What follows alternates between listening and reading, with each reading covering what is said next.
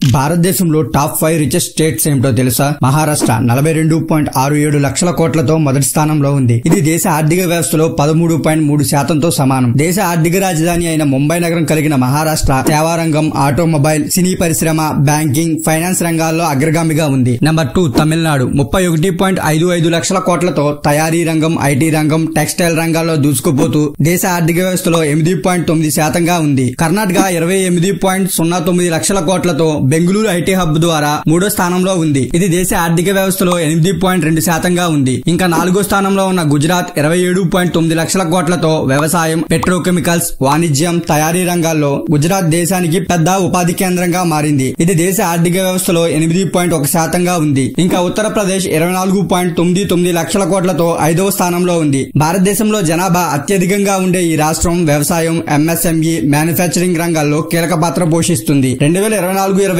ఆర్థిక సంవత్సరంలో జీఎస్డీపీ కలిగిన ఈ 5 రాష్ట్రాలు దేశ ఆర్థిక వ్యవస్థలో సుమారు 48 నుండి 49% వాటాను కలిగి ఉన్నాయి. ఆంధ్ర, తెలంగాణ జీఎస్డీపీలో ఏ ప్లేస్ లో ఉన్నాయో కామెంట్ చేయండి.